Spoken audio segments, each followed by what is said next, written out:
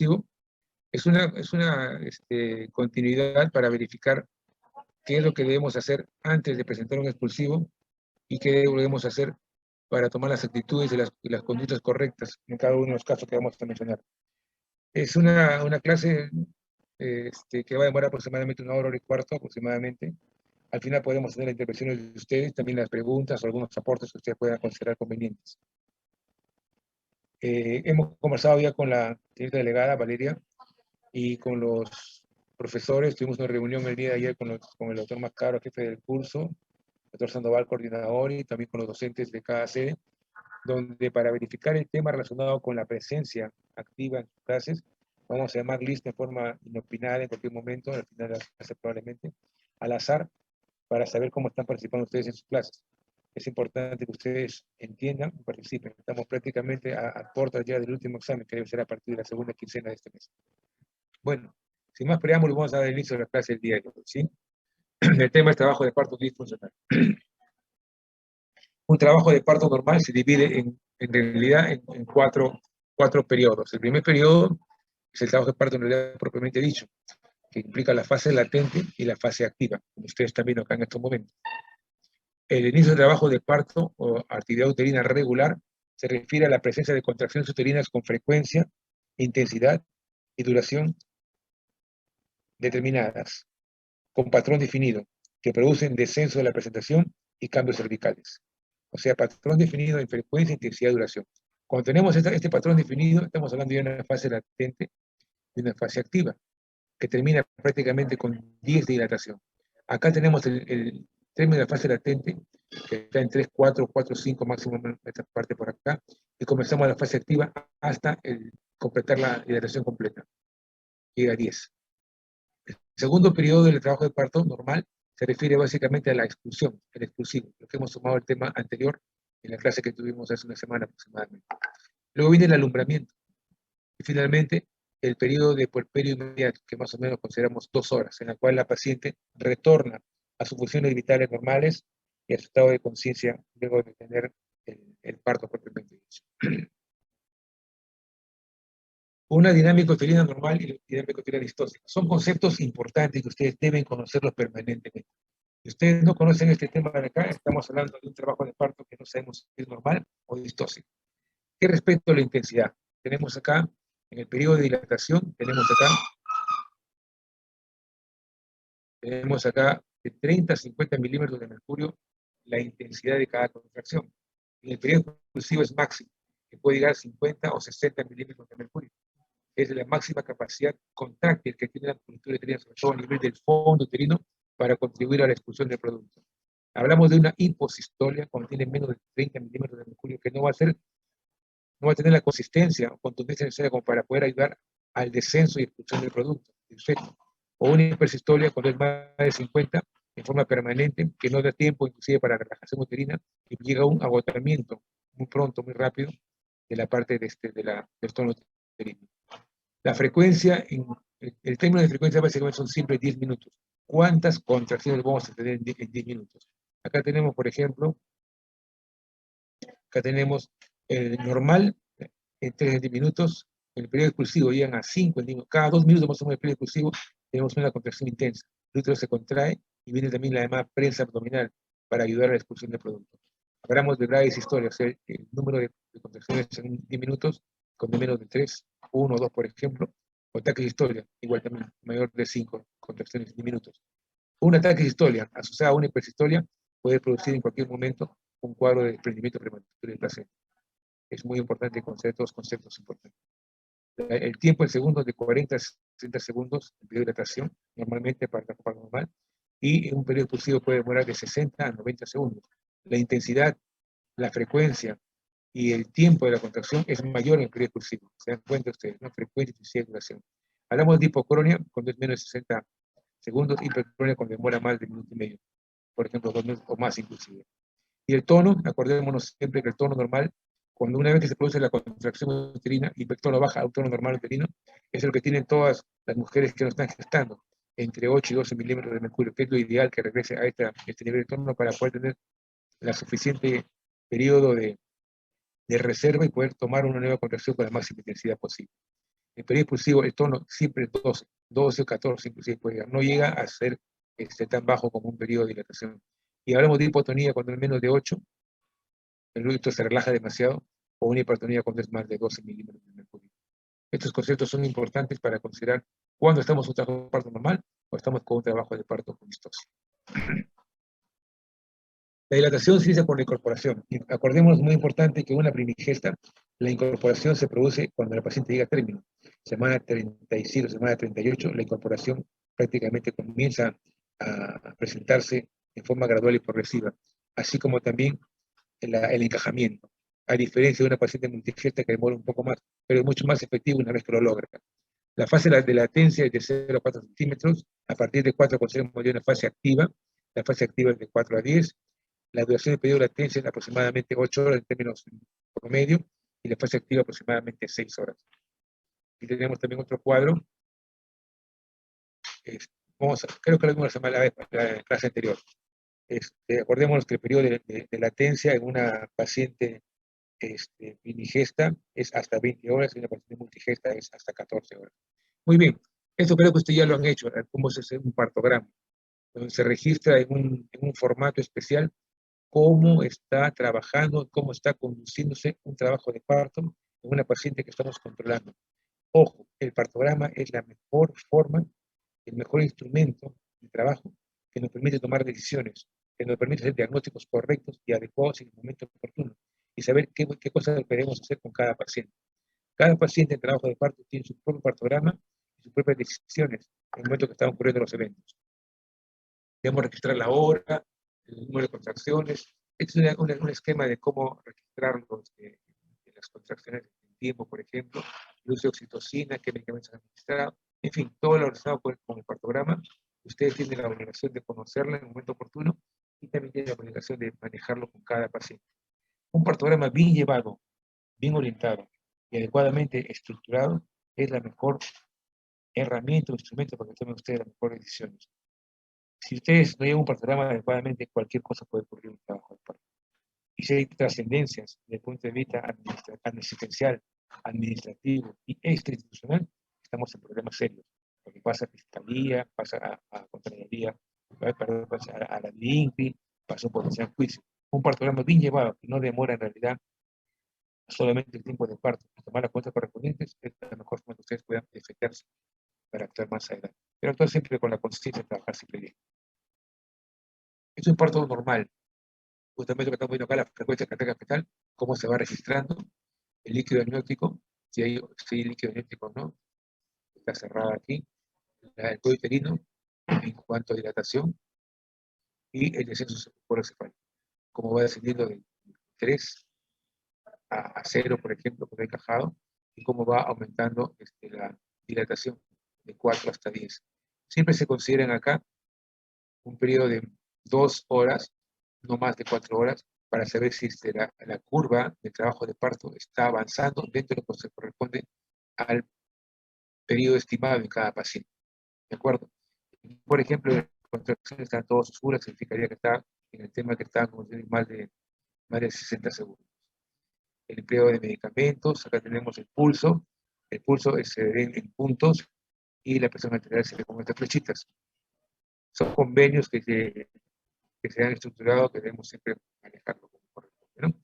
Y aquí la temperatura de la paciente, acá cómo está la orina, está el cuadro de la orina, y aquí hay una parte muy importante que es la hora real. Por ejemplo, 9 de la mañana, 10 de la mañana, 11. Y aquí el tiempo que está transcurriendo en el trabajo de parto. El número de horas que estamos controlando y la hora real que está pasando. ¿De acuerdo? Eso para llevar siempre un partograma, nunca se olviden de llevarlo adecuadamente. ¿Qué pasa con un trabajo de parto obstruido? Aquí tenemos, por ejemplo, un cuadro inicial como la frecuencia cardíaca fetal de 140, por ejemplo. Estamos aquí con un moldeamiento, ojo, miren, moldeamiento de una cruz, como un caput sucedáneo. Comienza poco a poco la cabeza fetal a moldearse dentro de la cavidad fetal. Estamos con 140, baja, por ejemplo, acá a 130, recupera nuevamente, baja otra vez, y así de forma gradual y progresiva hacia aproximadamente, acá hacemos un correlato, a la cuarta hora de trabajo de parto, y 2 de la tarde aproximadamente, la paciente comienza a tener ya caídas de la frecuencia cardíaca. Baja a 120, baja nuevamente por acá, estamos en 110, estamos prácticamente en la 3 de la tarde un poco más, baja debajo de 100, ojo, tenemos aquí un cuadro agudo de compromiso de los latidos cardíacos fetales.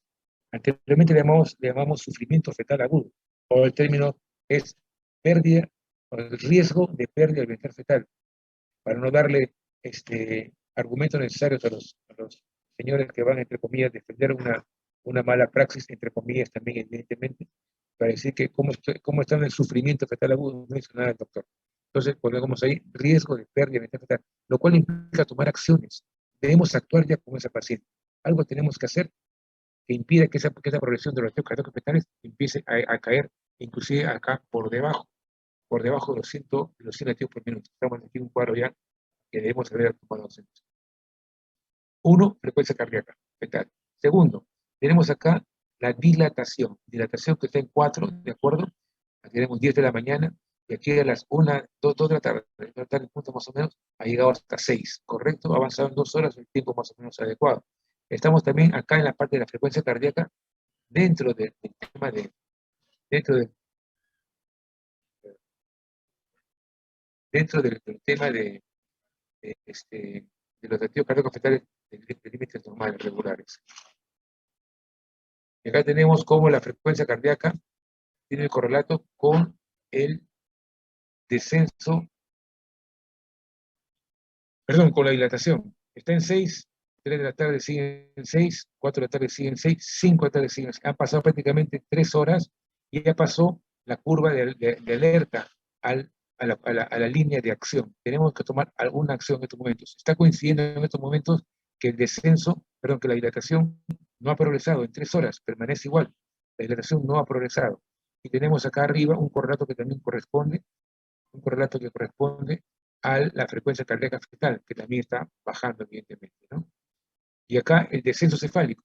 Está en -3, el descenso cefálico, -3, -3, -3, y sigue -3. ¿Por qué no está bajando? Algo está ocurriendo, que determina problemas. Uno, en la frecuencia cardíaca fetal, que está comenzando a disminuir desde hace más o menos 2 horas. 2, hay un moldeamiento cefálico, como lo he mencionado acá, un moldeamiento cefálico. 3, hay una continuidad en la dilatación, no ha avanzado, no hay detención en la dilatación. Y tercero, también hay detención en el descenso detenido, dilatación detenida y frecuencia cardíaca fetal en disminución. Tenemos que actuar ya inmediatamente. ¿Se dan cuenta de la importancia que tiene registrar estos cambios que están ocurriendo en el trabajo de parto para tomar decisiones? Muy bien, 5 de la tarde, se tomó la decisión. A las 5:30 nació el bebito con 4.600 gramos, efecto macrosómico. Evidentemente aquí había un cuadro ya mínimo de por lo menos una desproporción cefalopélvica, por no decir otra cosa. Acá tenemos un registro evidente de cómo se toman acciones cuando se lleva bien un partograma. Y eso tienen ustedes que llevarlo a la mano, permanentemente con su paciente y tomar decisiones en el momento que están ocurriendo los eventos.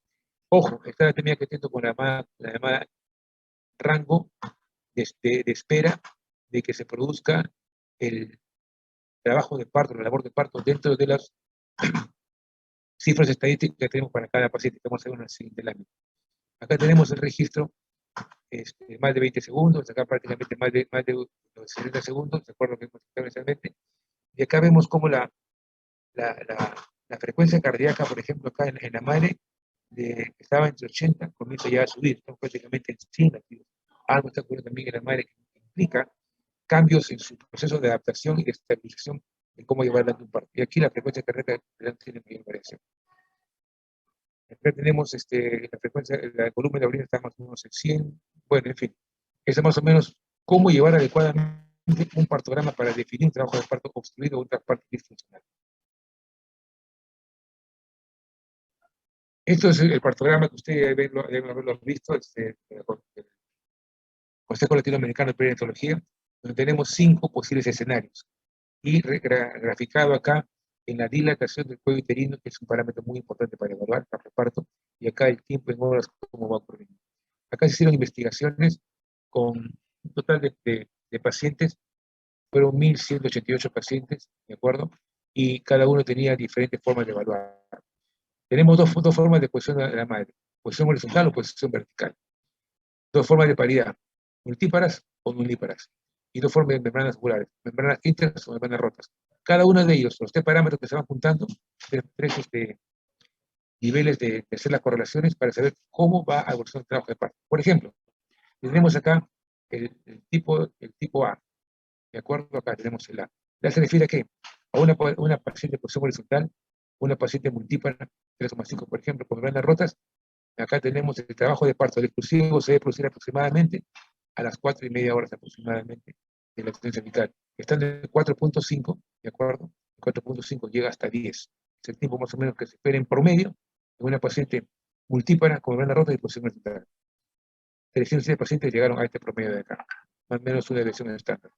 Una posición vertical, acordémonos de la lectura anterior, de las ventajas y desventajas de un trabajo de parto de posición vertical. Aquí no se admite ninguna diferencia, pueden ser todas, o sea, multíparas o multíparas, ¿de acuerdo? Y con membranas íntegras. ¿Qué cosa encontramos ahí? Encontramos acá, de 30 pacientes, acá, más o menos pueden producir su parto aproximadamente en 5 horas y media aproximadamente, ¿de acuerdo? Una paciente puede ser horizontal, que es multípara, con membranas íntegras, número de pacientes, acá tenemos, usted produce aproximadamente en 6 horas, de 4,5 a 10 de dilatación. Una posición en posición horizontal con multíparas, con membranas rotas, 240 tenemos acá el D, ¿de acuerdo? El tiempo más o menos casi 7 horas y una posición horizontal, multíparas, íntegras, 158. ¿Qué es más o menos el resumen de este cuadro? Que una paciente multípara demora menos tiempo en tener su trabajo de parto exclusivo. Una paciente con membranas rotas demora menos tiempo en tener su trabajo de parto exclusivo. Y una paciente multípara con membranas rotas va a demorar menos tiempo que una paciente primípara con membranas íntegras, lo cual se demuestra claramente en esta posición de acá, entre la A y la E. ¿Se dan cuenta ustedes? Membranas rotas, multípara horizontal, versus membranas multíparas horizontal e íntegras. Miren ustedes la diferencia, cómo estamos en el tiempo. Esto es una curva también muy importante que nos permite tomar decisiones y vale la pena considerarla cuando ustedes hagan su partograma o curva de. En resumen, un partograma es un adecuado instrumento que nos va a permitir tomar la mejor decisión en el momento que están ocurriendo los hechos, en tiempo real, como a ustedes les gusta todo, en tiempo real. Este es otro caso de una trabajo de parto disfuncional. Vemos acá, por ejemplo, en 4,5, acá es donde comenzamos a hacer el gráfico del trabajo de parto. Vemos acá cómo está avanzando. Esto de acá se refiere básicamente a la dilatación, está en 6, está en 8 y está en 10. Ojo, llegó hasta 10, miren ustedes. Acá, perdón, debería haber llegado a 10. Eso es lo que estamos esperando en una paciente como este caso, que puede ser una paciente multípara con membranas rotas y trabajo de parto que produce en 6 horas. Muy bien.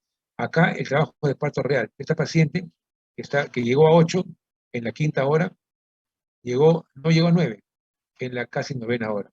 Ya pasó la curva de acción. Esta es mejor la curva de espera de que la paciente entre dentro del rango de las estadísticas que hemos mencionado en el cuadro anterior. Si esta dilatación a las 9 horas de trabajo de parto continúa en 8, no llega a 9, entonces ya pasó de la curva de observación a la zona de alerta, zona de acción, digamos yo. Y acá debemos tomar acciones, evidentemente. Algo está ocurriendo con esta paciente, acá hay unas rupturas espontáneas de membranas, y comenzamos aquí. De aquí debemos actuar ya. Está ocurriendo, ¿qué está pasando? Ya pasó de la curva del área de observación o curva de alerta, pasamos aquí al área de acción. Ahí debemos tomar decisiones. ¿Por qué no está avanzando la dilatación? Está ocurriendo probablemente algún problema en la fase del descenso, que no está graficado, solamente en la parte de dilatación. Están viendo los latidos cardíacos totales. Es un producto demasiado grande, es un producto macrosómico, y la pelvis límite, es una pelvis estrecha, una paciente de talla baja, en fin, varios criterios que debemos tener en cuenta desde antes de haber comenzado a hacer la gráfica, en el momento que hacemos la parte del interrogatorio y la parte de la análisis con la paciente que entra en la sala de trabajo. ¿Cómo definimos un parto exitoso?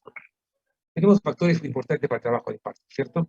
Tenemos acá el feto, y el móvil, el canal del parto, que es la parte expuesta y parte blanda maternas, y el útero, que es el motor. Entonces, cualquier factor que altera o que contribuye a que no estén adecuadamente consolidados y consensuados dentro de su trabajo de parto de forma coordinada, altera un trabajo de parto normal dentro de las curvas que hemos mencionado: multípara, primípara, intermembranas rotas y posición horizontal o vertical.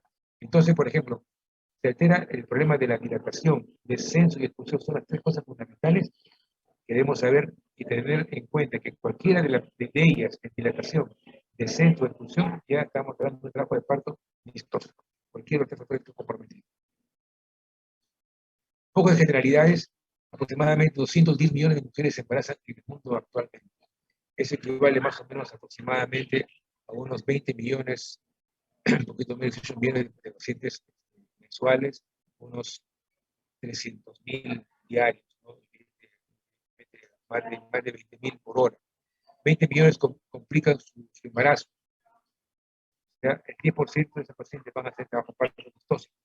De esos, el 5% aproximadamente muere por causa materna. Muere. Después estamos alrededor de un 70 por cada 100.000 nacidos. En el año 87 la OMS se propuso reducir a 50% de la mortalidad materna en el año 2000, no se cumplió. Y para el año 2015 reducir tampoco se cumplió. Estamos ahora para el año 2022, se había quedado reducir la mortalidad materna en 80%. Estamos un poco lejos todavía a nivel mundial, estamos lejos. A nivel de Perú hemos logrado algo, pero también tenemos mucho que hacer todavía. Uno de cada 5 trabajos de parto va a ser alguna distorsión, cualquier tipo de dilatación, de descenso, de expulsión. Los 3 factores importantes, considerando el feto, el canal y el útero, por ser el móvil, el motor uterino. Y los 3 factores que siempre debemos considerar: dilatación, descenso y expulsión, para saber en qué momento están actuando estos factores para producir un trabajo de parto exitoso. ¿De acuerdo? Según la ACOG, vamos a ver cuáles son los criterios de patrones anormales. En la clase anterior mencionamos que eran hasta 7 factores para considerar un trabajo de parto disfuncional, un trabajo de parto exitoso. Vamos a ver aquí cuáles son los criterios de patrones anormales. El primer periodo de trabajo de parto en nulípara puede demorar hasta 24 horas y una multípara hasta 18.8 horas. Criterios de parto de patrones anormales. Ahora tenemos 2 tipos de distosia. Una distosia de enlentecimiento en la fase activa o una distosia de detención. Enlentecimiento cuando en lugar de progresar de acuerdo a la curva que hemos mencionado en pacientes horizontales, multíparas y transferrotas, comienza a alejarse de la zona de observación para entrar ya en la zona de alerta, la zona de tomar acciones, decisiones. ¿Cuándo qué? Cuando la velocidad que normalmente debe ser 1.2 centímetros de una multípara es menor de 1.2 centímetros por hora. Una multípara que debe ser 1.5 por hora en cuanto a dilatación es menor de 1.5 centímetros por hora. En la detención igualmente también acá, más de 2 horas en una multípara y también más de 2 horas en una multípara. Esto es básicamente la fase latente, o sea, entre 4, 4.5, 5, máximo hasta 10. Este es el tiempo más o menos que debemos considerar para un patrón anormal. El segundo periodo del trabajo de parto se refiere básicamente al periodo expulsivo. En una nulípara, más de 2 horas, expulsivo, estamos con 10 estimulación. Tenemos que ya tomar decisiones. Inclusive de los primeros 30 minutos, 60 minutos, tenemos que tomar alguna acción para evitar mayores problemas con el producto. En una multípara se considera básicamente cuando es más de 1 hora la duración del periodo expulsivo, o sea, el segundo periodo de trabajo de parto. Acá tenemos, finalmente, acá la entonces de detención con bloqueo peridural, de más de 3 horas en una nulípara y más de 2 horas. De ahí la importancia de emplear el bloqueo peridural para hacer el trabajo de parto cuando la paciente ha llegado ya. Lo ideal, lo más correcto, ha llegado a la fase activa. Lo vamos a emplear antes de la fase activa, en fase latente. Vamos a corregir el problema del dolor en la gestante, pero vamos a inhibir muy probablemente las contracciones uterinas en la fase latente, con lo cual tenemos alargamiento de la fase latente, con un diagnóstico potencial de fase latente prolongada. Esto es lo que les mencionaba a ustedes, ¿no? Un trabajo de parto precipitado, en cuanto al tiempo, por ejemplo, de la duración de la fase latente, de la fase activa, el número de contracciones, el descenso y la duración, se produce prácticamente dentro de las 2 primeras horas de trabajo de parto, una primigesta o una multigesta. Acá tenemos un descenso estacionario. Permanentemente la dilatación está en 10, pero el descenso no baja. Permanecemos con un descenso probablemente en -3, -2, -1 y no ha bajado el descenso. Fase de desaceleración prolongada tenemos acá. Acordemos de la curva de Friedman, ¿se acuerdan ustedes? máximo pendiente, y luego viene un periodo entre 8 y 9 aproximadamente, entre 9 y 10, de la disminución de la desaceleración. Esa aceleración se prolonga, y no llegamos en ningún momento a llegar al 10 de dilatación. Estamos entre 8 y 9. Permanece con una desaceleración que no avanza el trabajo de parto. Ya tenemos una fase activa prolongada, avanza hasta 7, avanza hasta 8, y no avanzó. Algo ha ocurrido. ¿Por qué no sigue avanzando? Se ha demorado la actividad uterina, el útero no tiene capacidad para relajarse y continuar con sus contracciones. Hay problemas probablemente en el descenso porque el polo de presentación no se ha presentado en forma adecuada dentro de la cavidad de la pelvis. Hay problemas probablemente relacionados con una desproporción fetopélvica, un feto demasiado grande, un feto macrosómico. Es la paciente con pelvis límite de techo medio superior o inferior. Es la paciente con talla corta, en fin, varios problemas que pueden estar ocurriendo.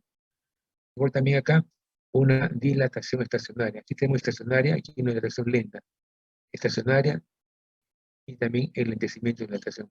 Aquí una fase latente prolongada, que en ningún momento llega a 4 o 5. Miren, ustedes han pasado prácticamente acá 24 horas, diagnóstico de fase latente prolongada de una primigesta, y estamos con todos los diagnósticos de trabajo de parto difusional, parto vistoso. Entonces tenemos acá 1, 2, 3, 4, 5. Aquí tenemos dilatación estacionaria y descenso, detención del descenso, detención de dilatación, y tenemos la fase de prolongada. Aquí tenemos dos diagnósticos. Tenemos dos diagnósticos. La dilatación estacionaria, que es esta parte de acá, y la detención de la dilatación.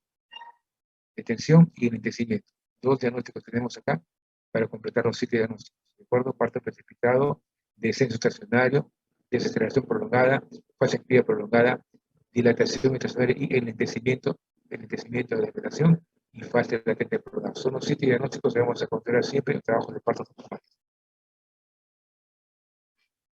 Fase latente prolongada. Mili para 20 horas, multi para 14. Es una cifra clásica. Ustedes deben conocerla y manejarla siempre, permanentemente. Tenemos entonces dos tipos de distosia, de enlentecimiento y distosia de detención, como mencionaba en el gráfico anterior. En la fase activa, el 15% se produce enlentecimiento o distosia de detención. Tenemos acá el 1 centímetro por hora o 2 horas en la fase activa, y multiplicar 1.5 menor de 1.5 más de 2 horas en la fase activa.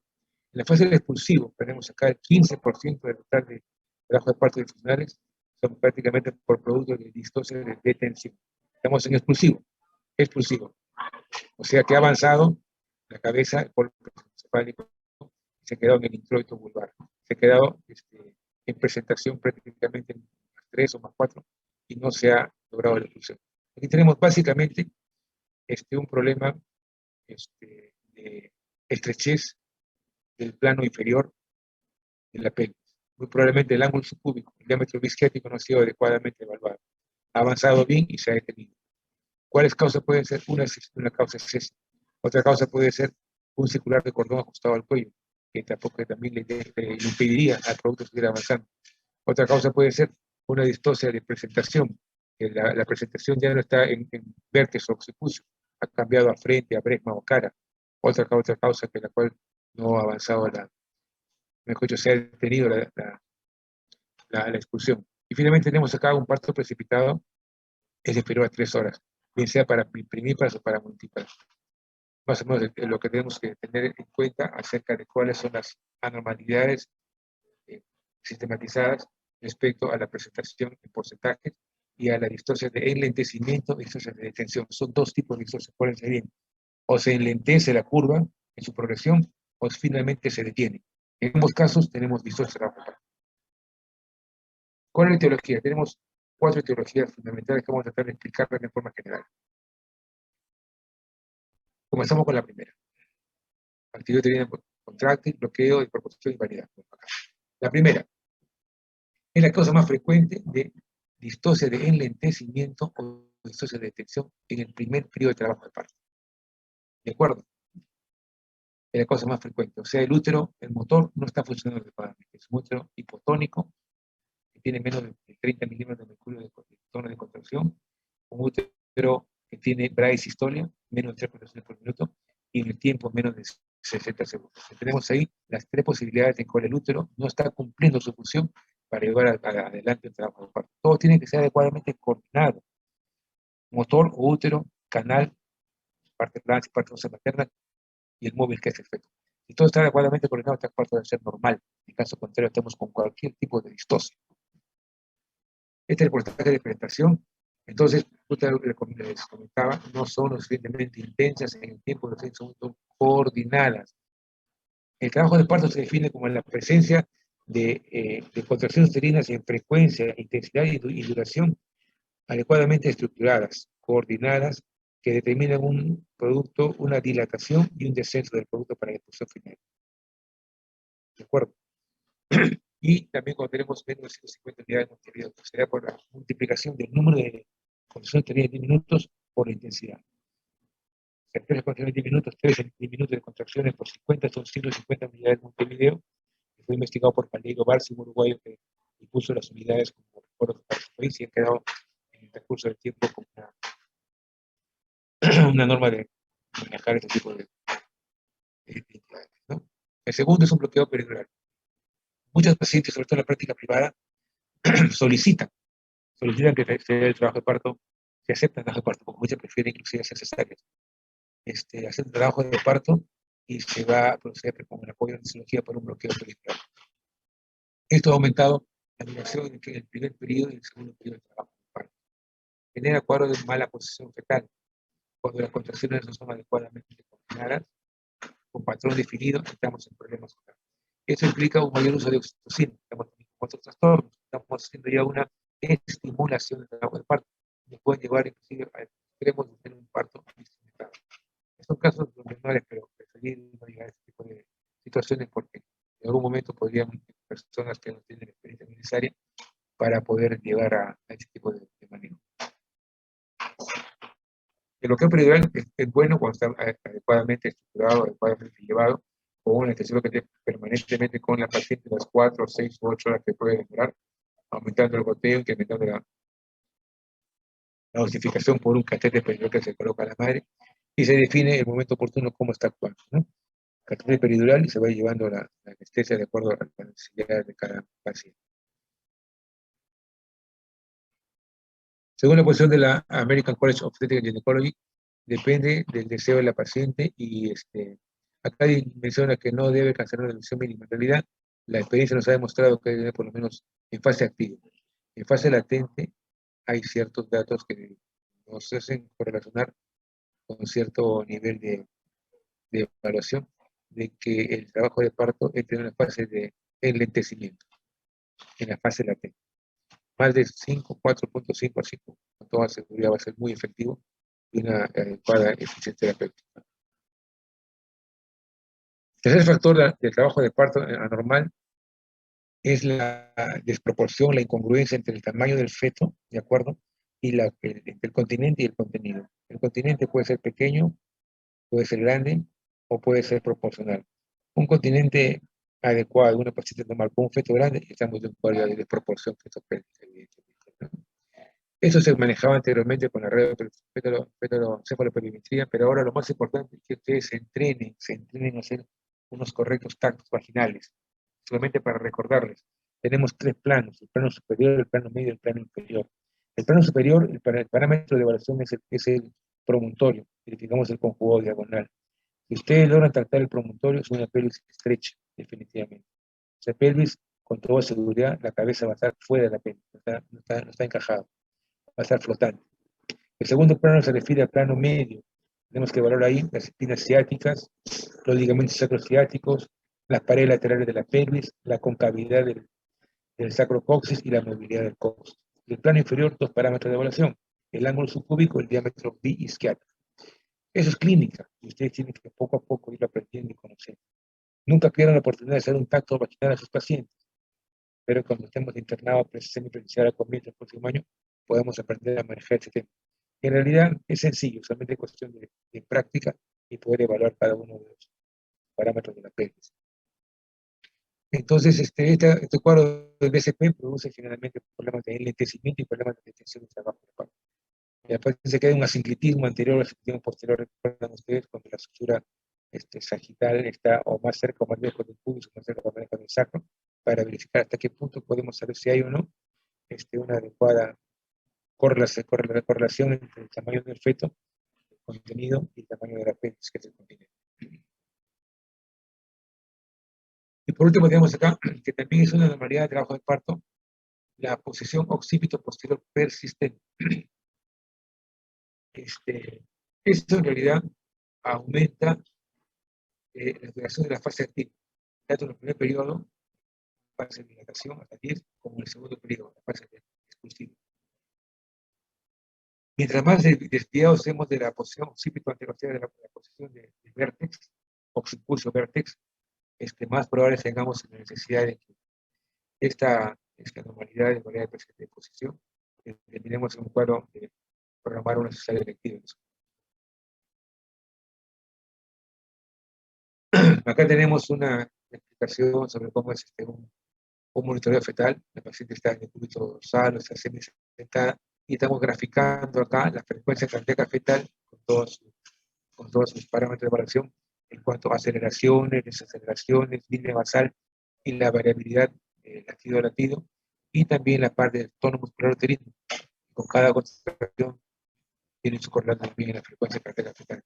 Y acá tenemos una evaluación acerca, si no tenemos el parámetro para dejar esta parte acá del monitoreo fetal, las manos van a ayudar mucho para saber la intensidad de la contracción. Eso es relativo, evidentemente. Aquí es un poco más absoluto, porque nos permite de forma objetiva determinar la intensidad de las contracciones con los cambios de la frecuencia cardíaca fetal, y acá tenemos que tener permanentemente palpando, y ya nuestros dedos, nuestras manos están acostumbradas a saber cuándo es trabajo de parto efectivo con buena intensidad o cuándo es trabajo de parto que no está yendo adecuadamente. ¿Qué hacemos para un trabajo de parto con anormalidades? Uno de los mecanismos para poder actuar cuando tenemos problemas con el motor, con el útero, un útero que no está adecuadamente en su buen tono, un útero que no se relaja oportunamente, que tiene un agotamiento uterino, un útero que tiene bradisistolia, que demora poco tiempo, oligosistolia, o hiposistolia, perdón, que tiene menos de 50 milímetros de mercurio de intensidad, un útero que se contrae 2 o menos veces por cada 10 minutos, es un útero que no está funcionando adecuadamente. Si previamente hemos evaluado que la pelvis es compatible con ese producto, con ese efectito que está en fase de trabajo de parto, hemos evaluado, podemos entonces ayudar, entre comillas, ayudar a ese útero que cumpla su función. ¿Y cuál es el mejor fármaco para eso? Es la oxitocina. La oxitocina se emplea por infusión endovenosa y se emplea una ampolla de 2 mililitros en un frasco, se diluye el producto de sodio en 1 litro. Y comenzamos a regular el goteo hasta encontrar respuesta de contracción. Podemos ir con una dosis baja, de 0.5 a 1 miliunidad por minuto, por ejemplo, se grabó por minutos, o incrementos de 1 miliunidad por minuto hasta obtener aproximadamente cada 30 o 40 minutos vamos aumentando el goteo. Dosis baja de alternativa, por ejemplo, tenemos acá de 1 a 2, que es más o menos lo que se emplea por lo general, y comenzamos a aumentar el goteo de 2 en 2 cada 15 minutos. Este es el patrón normal, dosis bajas de alternativa. Con esto comenzamos en todos los pacientes que estamos haciendo una inducción o estimulación del trabajo de parto. Acordémonos que una unidad una ampolla de oxitocina equivale a 10.000 unidades. Y esas 10.000 unidades se van a dividir en 1 litro. Cada 1 litro tiene 20.000 gotas, 20 gotas por centímetro cúbico. Entonces, por cada 2 gotas tenemos 1.000 unidades. Entonces, podemos ir incrementando en 1.000 unidades por minuto, equivale a 2 a 4 gotas, por cada 1.000 unidades que estamos trabajando. Y cada 15 minutos vamos aumentando el goteo hasta encontrar una buena respuesta. Dosis alta, comenzamos con 6.000 unidades, por ejemplo, acá, vamos aumentando a los incrementos cada 40, máximo 40, hasta por cada 15 minutos. Una alternativa, comenzamos con 4, aumentamos de 4 en 4. Estas son propuestas que debemos manejarla con cada paciente. Eso ya viene de la parte de la ciencia y el arte de la medicina. Cada paciente es diferente y tenemos que tener la suficiente sapiencia o experiencia para determinar con qué dosis vamos a comenzar. Siempre comenzamos con esta dosis baja alternativa, que es 1 o 2.000 unidades por minuto, con un incremento de 2.000 unidades por minuto, cada 15 minutos. Con eso vamos a tener un parámetro muy bueno para comenzar una adecuada inducción o estimulación. Eso es básicamente para hacer dosis altas o bajas. Se recomienda las dosis bajas alternativas, que es 1 o 2 perdón, 1000 unidades y va aumentando de 2000 unidades cada 15 minutos. Ambos esquemas son efectivos. Pero ojo, muy importante, si a pesar de encontrar una adecuada actividad uterina, con el empleo de la oxitocina, en cuanto a frecuencia, intensidad y duración de las contracciones uterinas, no encontramos una dilatación adecuada o un incremento del descenso del polo de presentación, estamos acá a 2 polares distosos. Entonces, del enlentecimiento de la fase activa o entonces de detención de la fase activa, que puede ser en dilatación o en descenso de la presentación. Es muy importante, entonces, debemos esperar máximo unas 6 horas a encontrar la eficacia terapéutica de la oxitocina. Si no encontramos en ese tiempo, ver la posibilidad de cambiar de conducta. Algo está ocurriendo en la dilatación, en el descenso, en la frecuencia cardíaca fetal, en fin, para tomar decisiones. Pero ojo, nunca, nunca, nunca hagamos una inducción de estimulación si encontramos que la pelvis no es compatible con ese producto. Tenemos actuando con iatrogenia. No vamos a insistir en sacar un bebito por vía vaginal cuando la pelvis no es compatible con ese producto. Otra alternativa es el empleo de las prostaglandinas. Pues manejamos el misoprostol, pero el misoprostol se emplea básicamente ¿para qué? Para maduración cervical. Una paciente que tiene, por ejemplo, un bicho bajo, ¿recuerdan ustedes? Índice de bicho, ¿no? Evalúan 5 parámetros de evaluación: dilatación, incorporación, altura de presentación, posición y consistencia. Son 5 parámetros de evaluación, un puntaje que va de 0, 1, 2. Un puntaje de 10 implica que el bicho está con un excelente puntaje como para arrancar un trabajo de parto. Y un puntaje de bicho de 7 o más es un puntaje con buenas posibilidades de que esa inducción o estimulación va a ser efectiva. Vamos a tener buena respuesta con la inducción, con oxitocina o estimulación, para tener un buen trabajo de parto previo evaluación de la compatibilidad cefalopélvica. Si el puntaje de bicho es menor de 6, 5, 4, en fin, las posibilidades de una buena respuesta terapéutica, de eficacia terapéutica con la oxitocina van a ser mucho menores. A veces ni siquiera hay respuesta, estamos básicamente haciendo una prueba de estrés fetal más con una inducción o estimulación. Acá menciona que la actividad es superior en inducción, correcta, pero la prostaglandina es superior en la fase de maduración.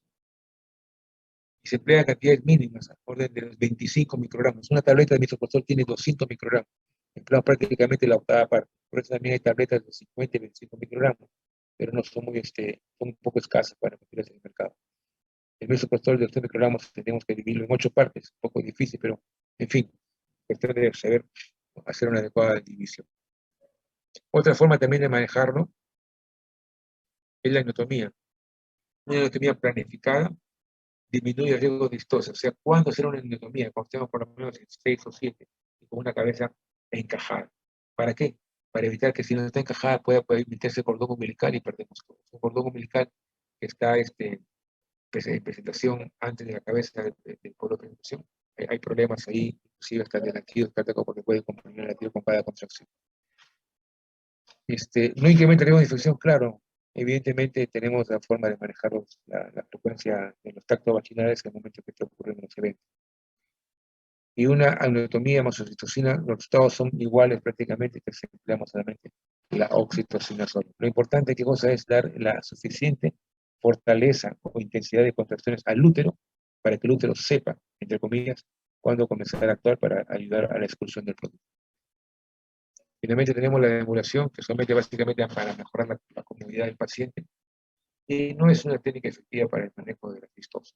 El paciente no se siente cómoda estando echada, no se siente cómoda estando sentada, entonces camina. Teóricamente ayuda a que por la presencia de fuerza de gravedad la cabeza encaja mejor. Pues si la cabeza está con un grado de problemas con respecto a la presentación, que puede ser de frente, de frente o cara, llamamos disocia de presentación, no hacemos nada. Evidentemente, estamos contribuyendo que en un momento determinado tengamos que tomar decisiones oportunas. ¿Qué tratamiento? Tenemos 3 posibilidades de tratamiento. Un tratamiento expectante.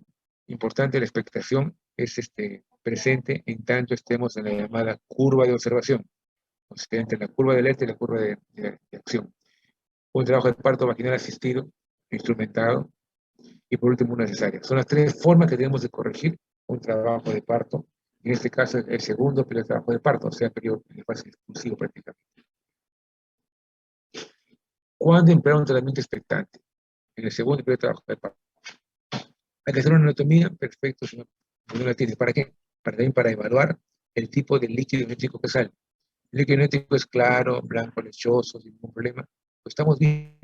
Si aparece un líquido teñido de meconio o líquido verde meconial espeso, ojo, estamos de un cuadro ya de estrés fetal presente. El empleo de una vasectomía rutinaria no va a cortar el exclusivo, pero sí va a ayudar probablemente para evitar desgarros múltiples que pueden ocurrir cuando no está adecuadamente llevado adelante un trabajo de parto. Recuerden ustedes las dos manos de trabajo, una mano es la mano izquierda, ustedes son derechos, diestros, para hacer que la cabeza permanentemente esté en presentación de vértex, del occipucio. Y la mano derecha son diestros, evidentemente, para proteger el perineo, empujando hacia abajo y comprimiendo hacia la porción perineal para evitar los problemas de desgarros y hacer que permanentemente el polo de presentación fetal presente el diámetro de menor, el diámetro cefálico menor. Ese es el subocípito bremático. Bloqueo, teóricamente mejora la fuerza del empujar, claro, la paciente tiene su bloqueo, a veces el bloqueo cuando es muy sensible o se ha incrementado un poco la dosis, no va a ser muy efectivo, pero va a perder la intensidad de las contracciones, ¿no? El cambio de posición materna va a ayudar, pero ojo, si la prestación está alta, evidentemente algo está ocurriendo. Una prestación alta que no ha ascendido y es una distosia de presentación. Distosia de presentación que puede ser enlentecimiento o detención.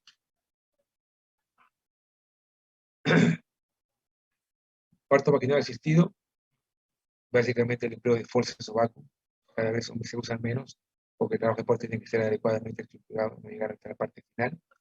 Tenemos que actuar siempre en la parte de la curva de alerta y cuando estamos en la curva ya de acción o de decisiones.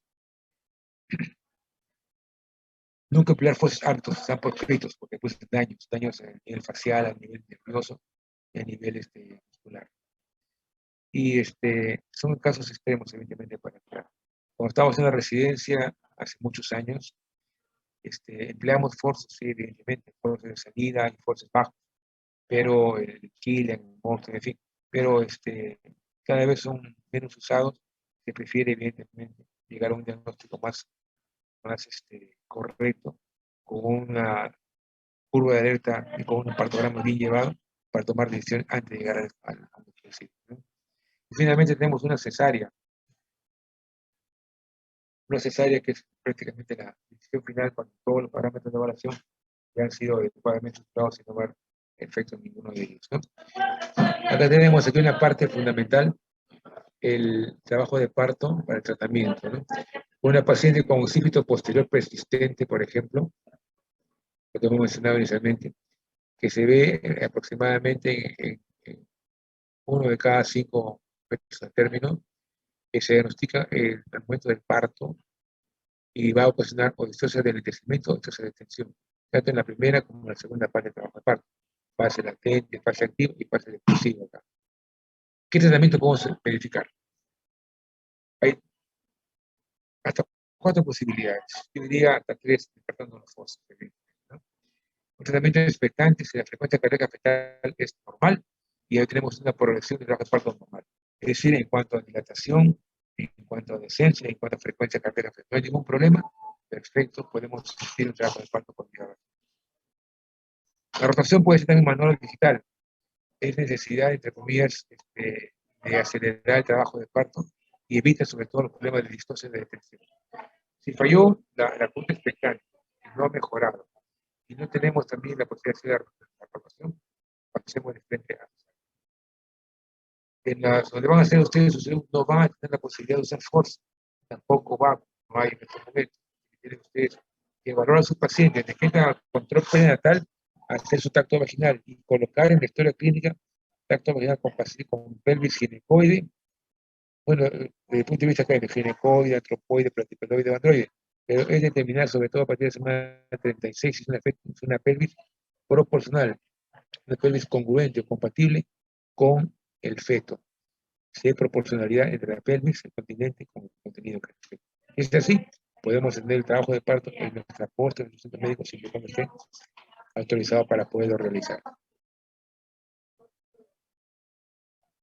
Entonces tenemos acá el manejo activo del trabajo de parto. Con oxitocina o neotomía estamos en la parte de resumen. Evitar el occipito posterior que hemos mencionado cuál es la razón. Ejercicio de piso pélvico es básicamente la llamada que realizan las señoras obstetrices en la educación para el trabajo de parto. La psicoprofilaxis de parto. Y en todo el trabajo de parto tiene que haber siempre una buena hidratación.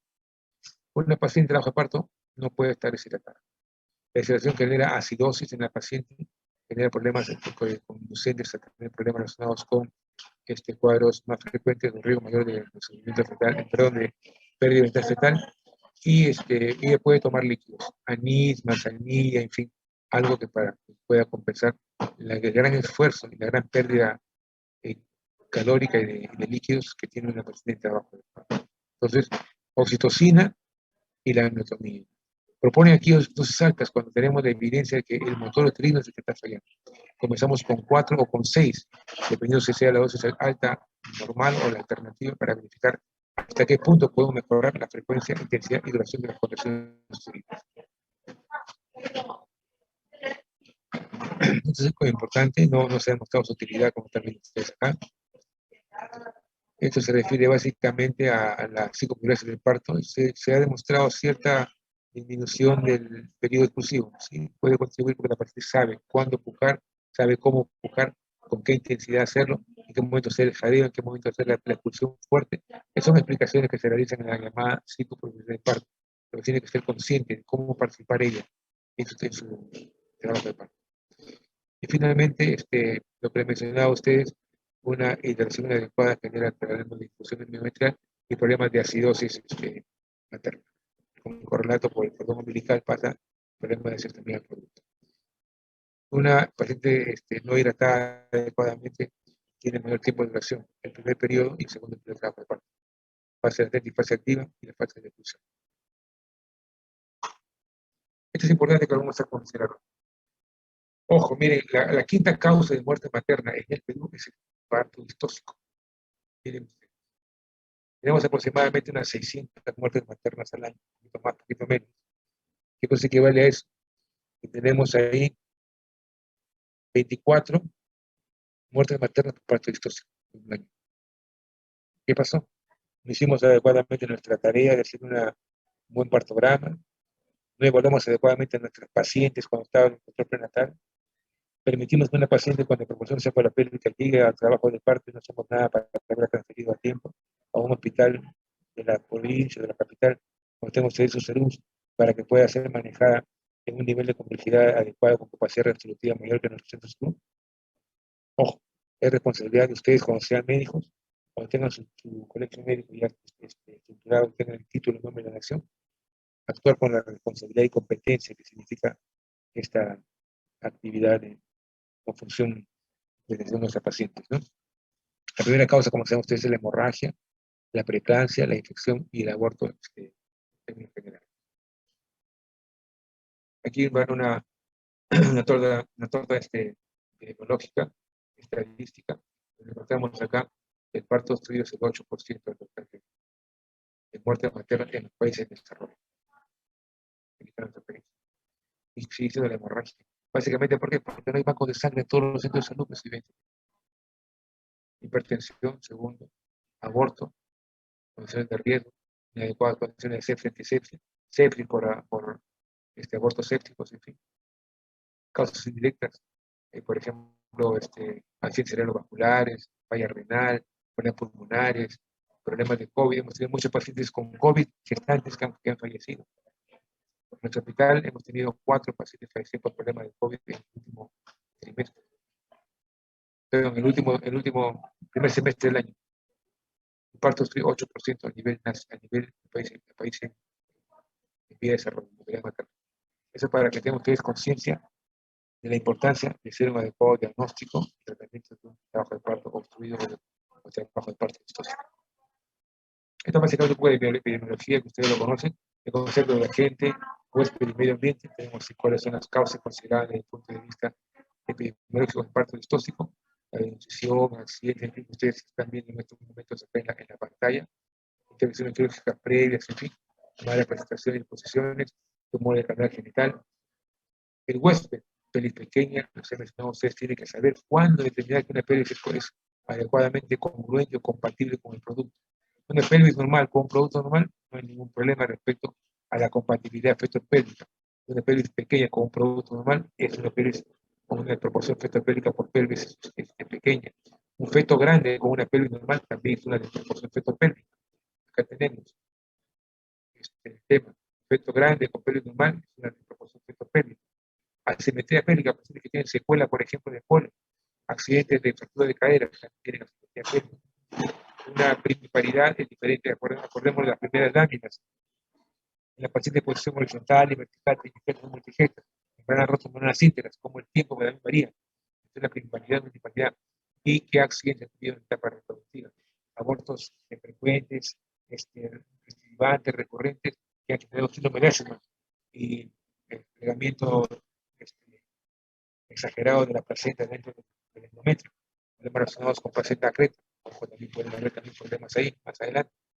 Y el medio ambiente, pues tenemos aparte de acá, pacientes por regla de diabetes, en fin, ustedes están viendo las cosas que se pueden considerar y estar siempre atentos a qué factores podemos intervenir nosotros para poder dar una mejor. Vamos a ver ahora cuáles son las distorsiones de causa fetal, básicamente. Tenemos 4 distorsiones, vamos a tratar de explicarlas en forma lo más didáctica posible.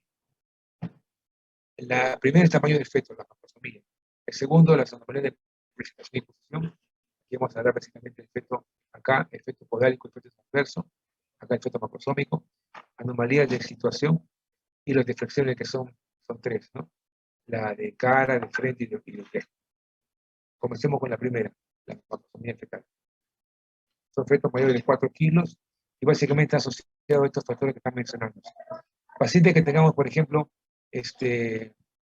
multíparas, con padres con talla bastante alta. El paciente con diabetes, va mucho también con la macrosomía fetal, los fetos grandes. La obesidad materna y una gestación prolongada están relacionadas con factores de riesgo asociado a crecer problemas de macrosomía fetal. El diagnóstico es sencillo, ¿no?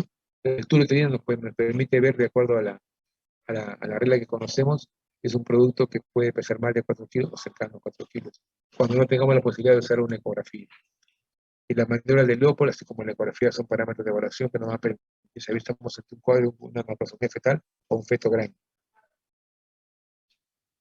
¿Qué pasa con un feto macrosómico en el cual se insiste en un trabajo de parto hasta el final? Básicamente por una fractura humeral, una fractura de clavícula, una parálisis del plexo braquial, cuando se tracciona y se lesiona el plexo braquial, el plexo básculo nervioso. Inclusive puede ser caso que el producto no sale por ningún medio, el bebé se asfixia y muere en la cavidad. Son casos sumamente dramáticos, muy dramáticos, con una grave responsabilidad de quien está en el país. Hasta no demostrarlo con lo contrario, aquí en Perú es al revés. Hasta no demostrarlo lo contrario, somos culpables. Tenemos que demostrar que la paciente llegó en periodo expulsivo y no tenemos otra forma de poder atenderlo.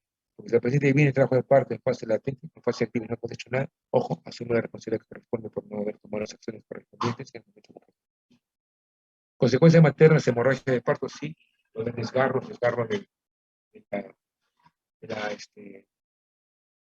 la cavidad vaginal, desgarros cervicales, puede tener atonia uterina, puede tener, en fin, cualquier tipo de incremento de la hemorragia materna. El segundo, anomalía es la presentación podálica. La presentación podálica es muy importante considerar. Puede ser nalgas puras o nalgas incompletas o nalgas completas. Del estrecho periodo de la pelvis materna, la propia pelvis del feto, el polo podálico está presentándose en la página de la. Tenemos acá nalgas completas, nalgas incompletas y nalgas blancas o verdaderas. Acá tenemos la nalga completa cuando están los miembros inferiores flexionados. Acá falta que uno esté extendido para conseguir una pared incompleta. Y acá las nalgas blancas cuando ambos están acá extendidos.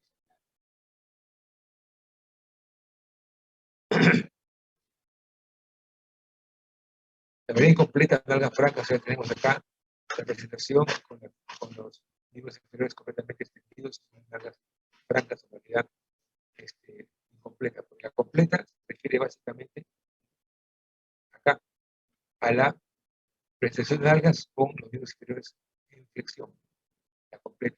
Y la incompleta, uno de ellos por lo menos en flexión, no la franca cuando no está en flexión. Podálica incompleta tenemos acá, ven ustedes, este polo podálico está presentando está a nivel de la pierna materna, a nivel de la región lobular, y una pierna está extendida y no está flexionada. Podálica incompleta. La podálica completa es esta acá, básicamente para determinar cómo se está presentando. Podálica acá, mire cómo está acá el polo de presentación, y ambos miembros están flexionados sobre su propio eje. Esta es la presentación más frecuente que se presenta. Generalidades, dice acá, el 3 a 4% están en partos. Se presenta un tercio antes del tercer trimestre. Evidentemente, una mayor mortalidad que la presentación podálica. Y el punto de reparo ya no es el vértex, es el sacro.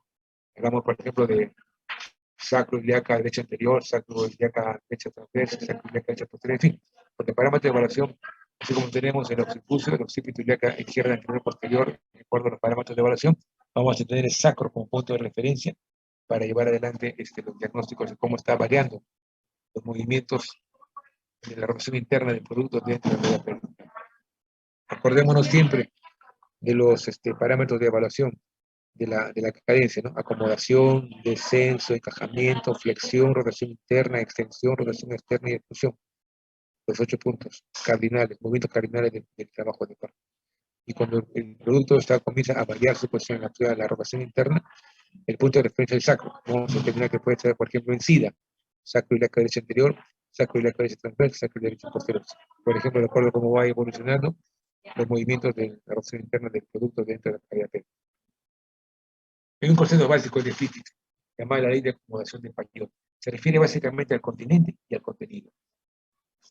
El contenido busca estar siempre paralelo al continente y se acomoda en cuanto a su forma y volumen y a la capacidad y forma del cuerpo que lo contiene. O sea, continente y contenido entran en una congruencia y consenso de acciones para lograr, en este caso, la salida de un cuerpo sólido dentro de un continente que es amplio con contenido líquido en su interior. Se llama la ley de acomodación del pañol. ¿Por qué se produce una presión podálica? Porque no se ha producido una adecuada presión espontánea. El feto, hasta la semana 32, 34 máximo, tenemos el máximo volumen de líquido amniótico, entre comillas, el feto nada en una piscina, en la cavidad uterina. Llega un momento que va a adoptar la posición cefálica, en la semana 34, semana 36, el feto que no está en posición cefálica es difícil que adopte una posición hasta el final del embarazo. El útero cambia de forma, de un útero que es un útero circular o piriforme, cambia una consistencia ovoide, porque contiene ya un contenido que va, las fibras musculares uterinas se distienden en forma longitudinal al eje longitudinal, al eje materno. Y el líquido amniótico comienza a disminuir, entonces el líquido amniótico ya no es la cantidad máxima de producción semana 32, y el feto comienza a acomodarse en la posición cefálica, que es la posición natural de abajo del parto. El parto pretérmino, tenemos acá las indicaciones, las cosas más frecuentes, ojo, malformaciones fetales, malformaciones ovulares, la placenta fría, por ejemplo, la celda por uterino, el cordón corto, por ejemplo, también impide una adecuada rotación de su adulto, hasta la semana 34 y va a quedarse sin podálico, por ejemplo. Y factores maternos, una pelvis no probada, una pelvis límite, generalmente el producto entra en una posición de podálico antes de que hacer una posición cefálica. Por ejemplo, acá úteros didelfos, úteros dobles de úteros o por presencia de miomas también van a impedir una adecuada movilización intraútero del feto y va a obtener una posición que es anómala, que puede ser transversa, oblicua o podálica. El diagnóstico se hace, como ustedes lo conocen muy bien, por las maniobras de Leopold, por el tacto vaginal, que vamos a encontrar la presión podálica y por una ecografía. Acordemos que en las maniobras de Leopold, el polo cefálico siempre va a ser más duro, más pequeño, más móvil, porque tiene el cuello que lo hace poder vascular, y doloroso, porque el hueso de la bóveda craneana cuando golpea internamente con la pared muscular uterina duele en la madre. O sea, duro, pequeño, doloroso y más móvil. En cambio, la pelvis es diferente, es más amplia, más grande, es blanda, no se mueve o se mueve poco, no es para vascular, no tiene cuello para vascular, y no causa dolor como si causa el dolor cuando uno palpa en la cabeza dentro de la cavidad uterina, que al golpear la cabeza con la parte interior del útero va a causar dolor. Entonces, en resumen, la cabeza es dura, pequeña, móvil y duele, y la parte pedónica es grande, blanda, no duele, o duele poco evidentemente, y no vascula. Cuando tenemos oportunidad de tener los partos vaginales hace algún tiempo, más o menos 10 o 15 años, y ustedes pueden tener también la oportunidad de hacerlo cuando estén solos en su trabajo del parto de Ceruncia. He llamado el índice de Satushny. Ahí tenemos aquí 6 parámetros de evaluación para poder terminar. Si, por ejemplo, tenemos más puntaje, tenemos más posibilidades de que el producto salga por vía vaginal. Si tenemos menos puntaje, el producto prácticamente va a ser muy difícil o muy traumático que insistamos en un parto por vía vaginal en un producto con presión podálica. Por ejemplo, tenemos acá un puntaje de 1 cuando la paridad es 2 o más pacientes, 2 o más partos frente a la paciente. Cuando la paciente tenga menos de 37 o menos, el producto pesa menos. Cuando el peso del producto sea menor a 3 puntos, gramos, menos de 200 kg. Cuando ha tenido un parto anterior podálico, alguno parto podálico tiene el puntaje. Cuando la dilatación esté más de 4, esté encajada la presentación. Y cuando la presentación esté menos 1, encajada en común dilatación, hay que darle chance de parto por vía vaginal. Tiene menos, no insistamos. El parto mejor que hacerlo por vía vaginal, por todos los riesgos que significan atender un parto podálico, un parto de presión pelviana con una paciente que no reúne las condiciones. Que, por ejemplo, sea primigesta, que tenga 40 semanas, por ejemplo, que BF sea macrosómico, un feto grande profesional, que nunca ha tenido experiencia en un parto previo, que esté en fase latente, así comenzando, y que tenga una depresión fuera de peso. Ahí jamás vamos a asistir en un parto podálico riesgoso. Aquí es importante, ¿no? Cada uno de los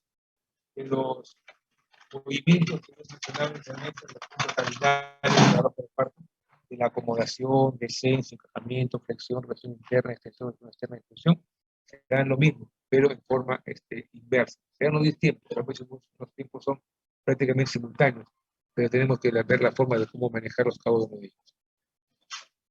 Siempre debemos tener un ayudante en un parto podálico, un colega, hasta inclusive la misma técnica, tener experiencia evidentemente, para que permanentemente a nivel del fondo uterino esté haciendo una compresión, para que la cabeza permanentemente esté en flexión.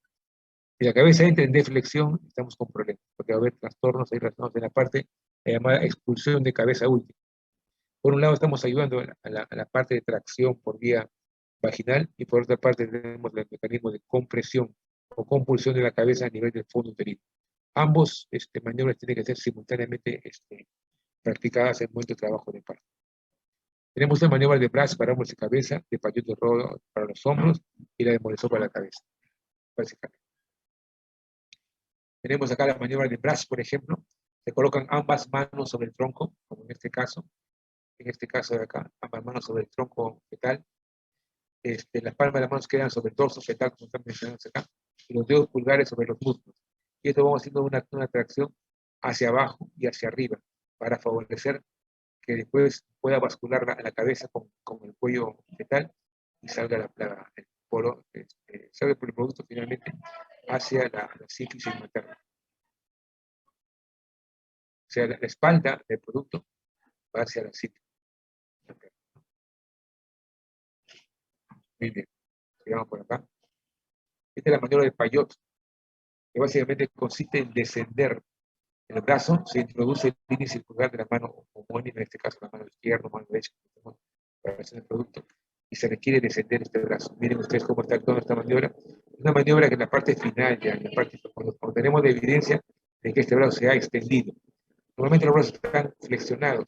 Cuando tenemos la extensión del brazo, tenemos ya que actuar. Miren cómo esta mano ingresa dentro de la cavidad uterina. ¿Para qué? Para que este brazo que está extendido lo hagamos nuevamente flexionado. Uno, volteamos esta penetración. Hacemos también lo mismo con el brazo, en este caso, derecho.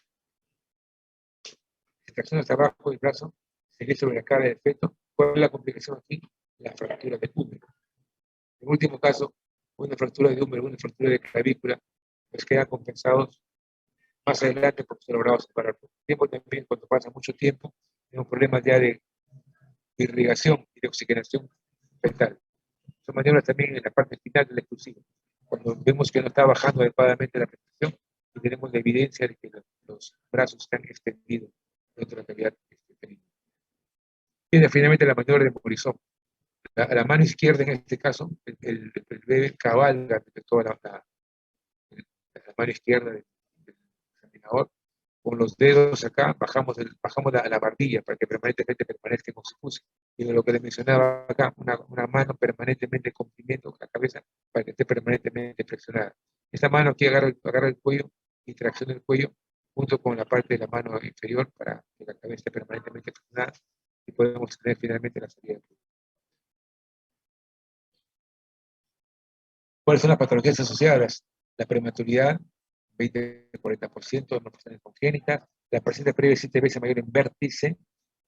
Hay prolapso de cordón, sí puede haber prolapso de cordón. Y el atrapamiento de la cabeza fetal en su caso es sumamente dramático, trágico, diría yo. El producto se pierde. El trauma obstétrico que puede ocurrir en las partes blandas de la pelvis materna, del desgarro cervical y del desgarro de vagina, con todo el correlato que puede ocurrir. Aquí tenemos, por ejemplo, las secuencias de cómo va un trabajo de parto, que tenemos la presentación podálica. ¿Se dan cuenta ustedes? Estamos aquí para iniciar la maniobra de Brash que mencionamos acá. Continuamos acá esta parte final. Acá tenemos acá, con esta mano exploramos la parte de los miembros inferiores. Con esta mano cogemos las dos piernas, con el dedo medio acá, corregimos para hacer una sola flexión. Acá, este brazo, lo estamos haciendo ya, vamos sacando uno por el brazo, ¿se dan cuenta? Y acá tenemos la presentación inicial, que son los testículos del producto. Estamos ampliando aquí aquí se ha hecho una episiotomía, evidentemente, una episiotomía para ampliarla. En los partos podálicos es preferible hacer siempre una episiotomía, sobre todo para evitar el atrapamiento de la cabeza último, que le mencionaba, es un cuadro muy dramático y trágico. Comenzamos a ver, verificar. La paciente está pujando, aquí una mano arriba que debe estar permanentemente flexionando la cabeza. Aquí nuevamente, aquí tenemos el cordón umbilical, miren cómo estamos haciendo el cordón umbilical para irlo bajando poco a poco. Y acá tenemos cómo va rotando la presión. Los movimientos de rotación externa y extensión son prácticamente naturales. Si el producto es compatible con la pelvis, va a salir prácticamente sin hacer nada, solamente vamos a conducir la salida del producto. El cordón umbilical tenemos que protegerlo para que no esté permanentemente comprimido y no se impida el adecuado flujo de sangre con oxígeno y con glucosa para el cerebro. Acá tenemos cómo poco a poco va avanzando. Tenemos ya prácticamente, se ha pasado ya la cintura pelviana, estamos por comenzar ya la parte del abdomen y del tórax, para llegar a la cintura escapular. El cordón umbilical lo movemos, mire cómo solito va rotando el producto, comportando. El producto se va colocando ya, lo que estaba en el sacro ilíaca izquierda anterior, comienza a colocarse en el oblicuo, o en transversa, comienza a colocarse en el posterior. Tenemos ahí una pierna que ya salió, la pierna, en este caso la pierna derecha, y la pierna izquierda que vamos a conducir para que pueda hacer. Siempre hay que hacer de forma coordinada. Con cada contracción va bajando la presentación y también va bajando poco, de forma gradual y progresiva. Y luego también para evitar los problemas del cigarro. Estamos visto cómo está la cavidad vaginal completamente amplia. Está ampliada también con el que está realizado previamente. Ya tenemos cuando el producto está saliendo, tenemos ya prácticamente la cintura escapular. Estamos acá a nivel de las escápulas. Es el momento que tenemos que hacer ya prácticamente la rotación. Acá tenemos igualmente cómo estamos avanzando, la parte final. Acá hacemos ya la rotación. Se dan cuenta ustedes cómo va rotando para salir lado por lado, hasta que finalmente queda en la parte final la cabeza que debe estar dirigido en antero posterior. Está el brazo, en este caso, brazo izquierdo. Seguimos rotando. Aquí la mano de abajo estamos para la maniobra de Morisot, teniendo acá permanentemente el feto cabalgando dentro del brazo del examinador, el explorador, que tiene el parto. Acá tenemos aquí lo que estamos en la maniobra acá. Con esta mano de acá, estamos haciendo, presionando la barbilla fetal. Inclusive podemos tomar con mucha delicadeza, por supuesto, la boquita del bebé y jalar hacia abajo para hacer una mayor flexión. Y con esta otra mano hacemos la tracción de la cabeza dirigiendo con la fuerza necesaria, mínimamente necesaria y suficiente como para favorecer la salida del producto. Y permanentemente en flexión. Acá no sale la mano de arriba, pero acá tiene una mano arriba que está permanentemente haciendo la flexión de la cabeza fetal. Y acá tenemos finalmente lo que corresponde, la parte final con la tracción. ¿Se dan cuenta? Aquí está la madre y la salida del producto. Hemos hablado entonces de macrofonía fetal, hemos hablado de prestación cuádrica, vamos a ver la parte de situación transversa antes de terminar con los temas, ¿no? La prestación de hombros. Acá tenemos el punto de referencia, si bien en la cabeza es el occipucio, en la prestación cuádrica es el sacro, en la posición transversa es el acromio. El acromio es el punto de referencia para considerar ese acromio ilíaco es izquierda, anterior, posterior, en fin, porque estamos en el acromio para determinar en qué punto se encuentra la rotación final del producto, ¿no? Es una decisión inestable, el eje primer feto es aproximadamente perpendicular al eje de la madre. No ha logrado tener una adecuada posición podálica, perdón, cefálica, de otra posición. Cuando hay poca cantidad de líquido amniótico y el producto de otra posición, puede haber un problema de pelvis ósea, pelvis parto-blandas, puede haber un problema de cordón umbilical, un problema de placenta, algo está ocurriendo. Esto generalmente ocurre con las placentas previas, que no es que la cefálica esté adecuadamente estructurada. El acromio, como mencionaba usted, es el que determina la asignación de la posición derecha izquierda, el acromio, y va a determinar la posición que puede ser anterior, posterior, superior o inferior. ¿Cuál es la etiología? Evidentemente, cuando hay relajación de la pared abdominal, la pared abdominal está relajada. Pacientes obesas, por ejemplo, pacientes con abdomen péndulo, son las pacientes que van a tener transverso. La prematuridad también, un producto prematuro que tendrá cuarta semana 28, 32, lo más probable es que tenga una posición transversa, oblicua o podálica. La placenta previa porque va impidiendo que se haga una rotación adecuada hasta la semana 34 o una pelvis estrecha. ¿Ya? Aquí tenemos los alerones del ilíaco, acá tenemos el sacro, acá tenemos la espina ciática, salsífice del pubis y los cuellos obturatriz, la prueba obturatriz del ilíaco. Aquí lo que nos da, perdón, la placenta previa, por ejemplo, sangrado y va a impedir una adecuada presentación. Actualmente el diagnóstico por maniobras de Leopold vamos a encontrar que la cabeza está en una de las fosas ilíacas, derecha e izquierda, oblicuo, transversa, evidentemente no es la posición adecuada para el nacimiento del producto. El tracto vaginal vamos a captar parguía costal, vamos a captar acromio, no vamos a captar ni la parte blanda que se refiere a la pelvis, ni la parte ósea que se refiere a la posición cefálica. Básicamente la manejo es cesárea, nunca un producto va a salir de forma transversa por el diámetro que ofrece, pues evidentemente nunca va a salir por vía vaginal, y indicación básicamente necesaria. Salvo que haya una rotación en el momento de trabajo de parto en fase latente, podemos decir la posibilidad.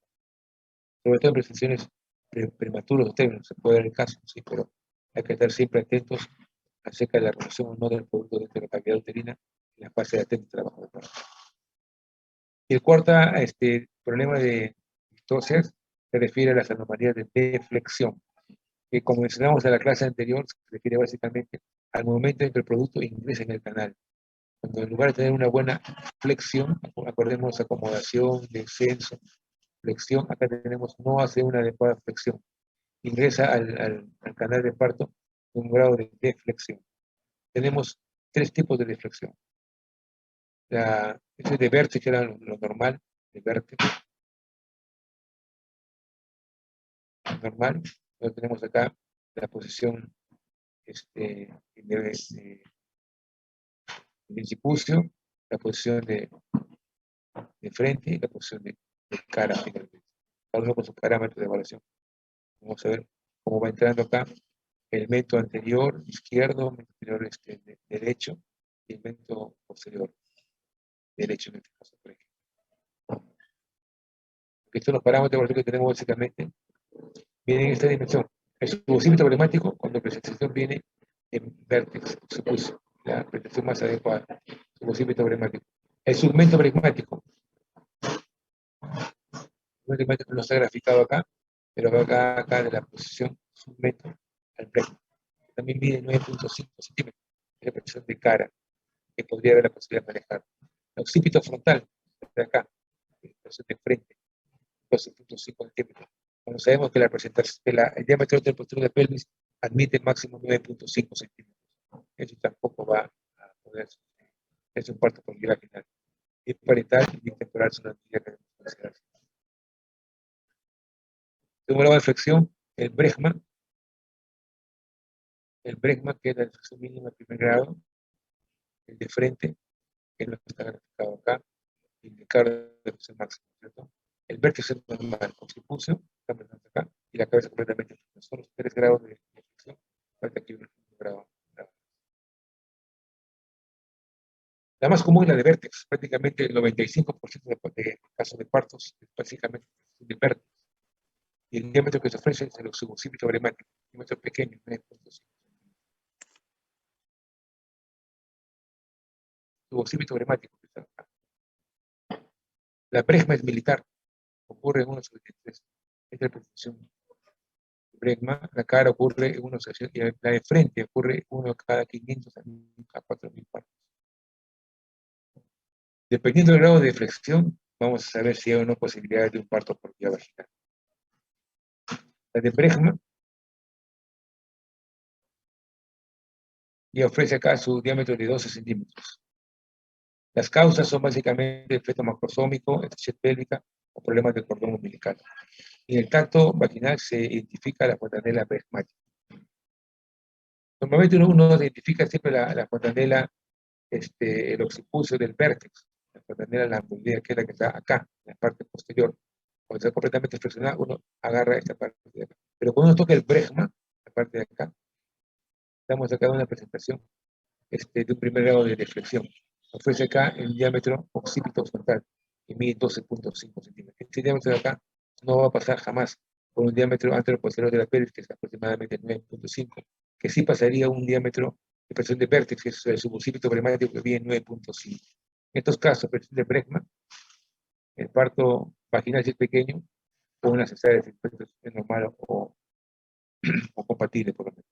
Pero ojo, aquí lo básico, necesario un producto térmico. A término necesario, efectivamente. Presentación de cara.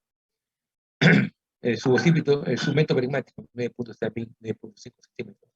Ojo, pero hay una cosa importante.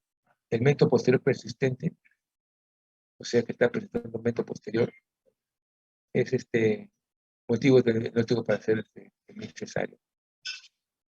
Porque no va a rotar, evidentemente, no va a rotar. La posibilidad de rotar el posición mento posterior persistente va a ser prácticamente nula. Puede rotar al anterior, pero sí puede rotar a posición anterior, sí. Porque el diámetro que ofrece siempre es 9.5, pero un momento posterior no, porque va a ser imposible que esa cabeza se flexione tanto de tal manera que puede llegar inclusive a una luxación cervical. Es muy peligroso. Diagnóstico, en la persona luminal hay un occipucio fetal prominente en el dorso, evidentemente, y uno identifica en el tacto vaginal en esta presentación de cara, va a identificar todo. Identifica el mentón, la boca, la nariz, la mejilla y la órbita de la primera cara. Muy en cuenta. El parámetro de referencia es el mentón, la barbilla. Mento anterior, parto vaginal es posible, pero preferible los presentaciones de mento de cara, con 12.5 centímetros, preferible para la manipulación electiva que tengo la posibilidad de manejar.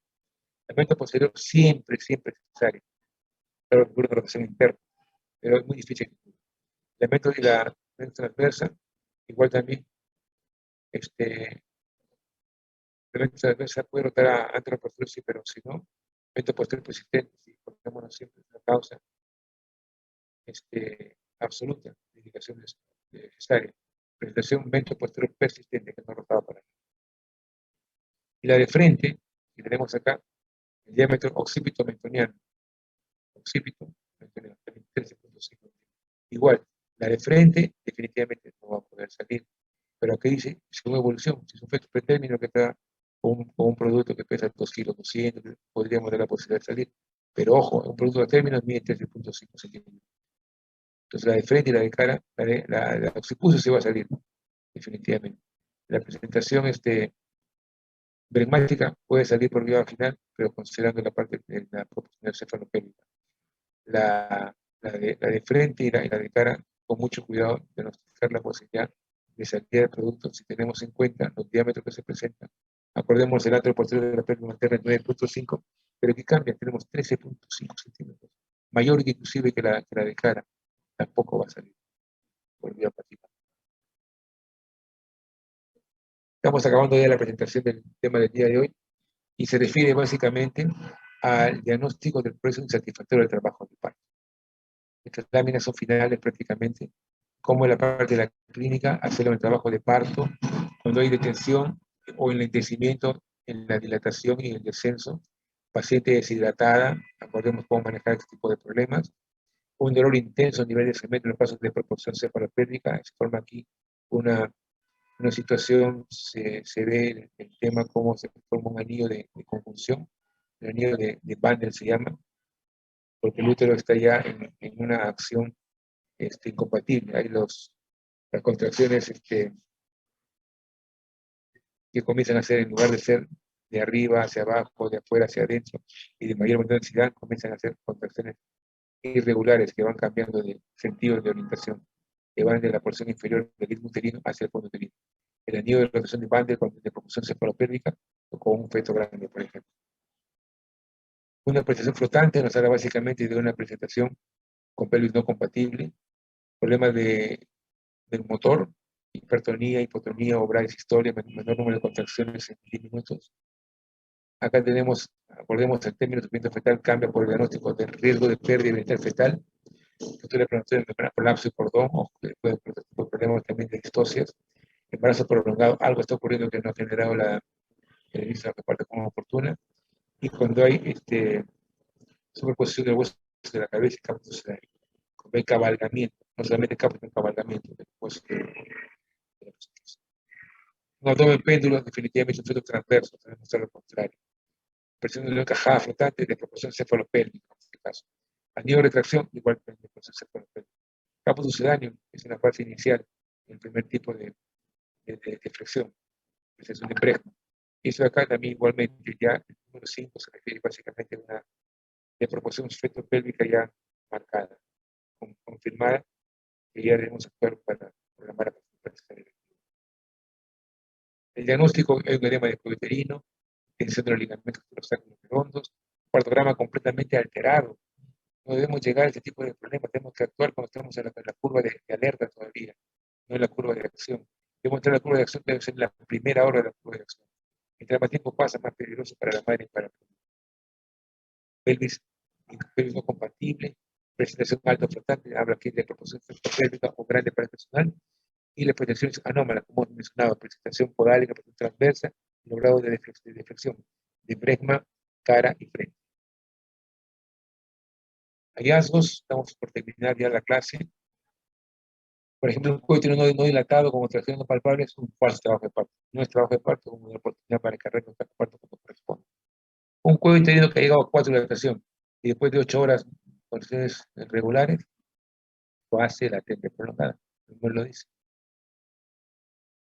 O sea, hay una detención del descenso, de la dilatación. Acordémonos, distosis de detención y distosis de enlentecimiento. En este caso, una detención de la dilatación. Otra, con detención del cuello uterino a la derecha de la línea de alerta del partograma. Tenemos aquí una fase activa prolongada. ¿De acuerdo?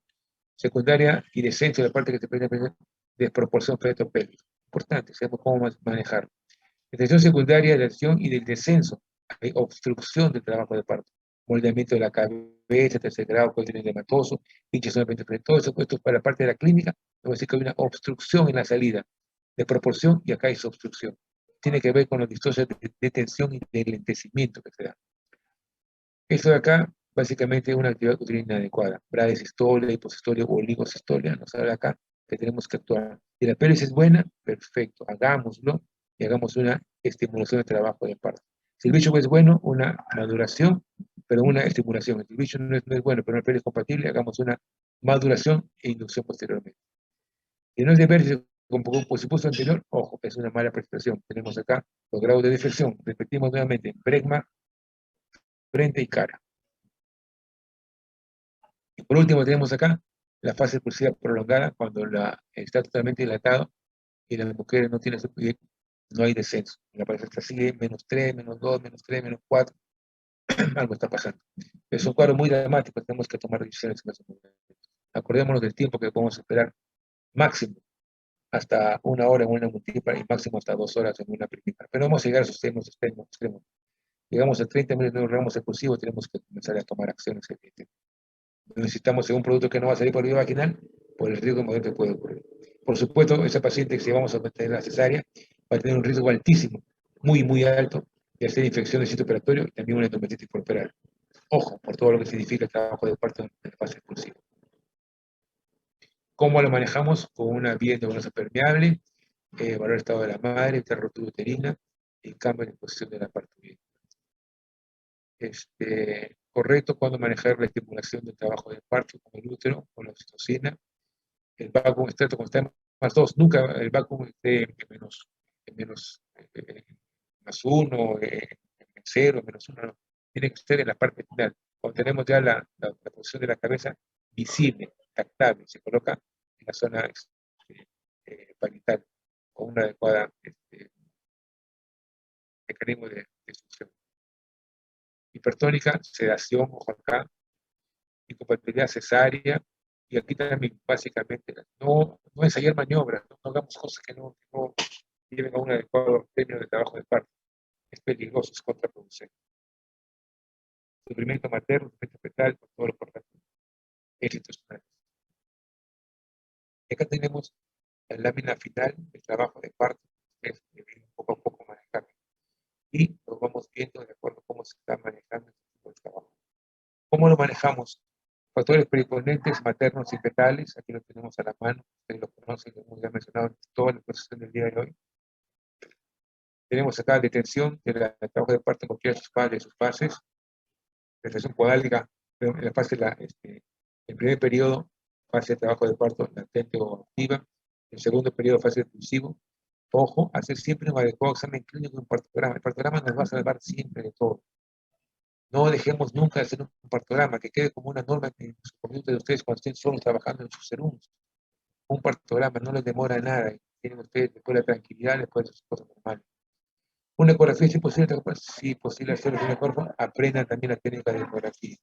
Siempre tenemos que tener una vía endovenosa permeable que nos permite el acceso a un medio interno de la paciente. Oxígeno fuera necesario y un monitoreo fetal, que puede ser clínico, puede ser también con monitoreo electrónico. Aquí vemos algunas posibilidades. Si hay difusión uterina, por ejemplo, y no hay de proporción fetopélvica, hay que estimular con oxitocina. Eso se ha mencionado hasta la saciedad.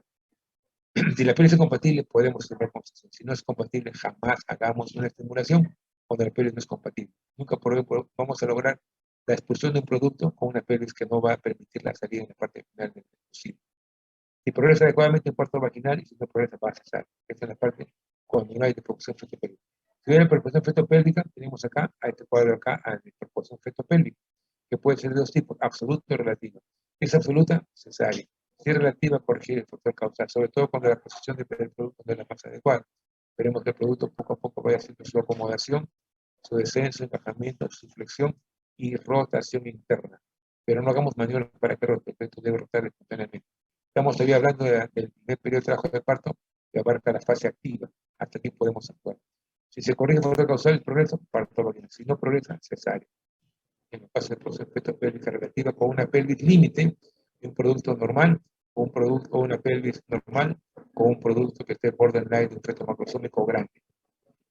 Mala interpretación, seguir el protocolo que hemos mencionado, presentación de bregma, presentación de cara o presentación de frente. Y esta parte blanca acá, corrección factor causal.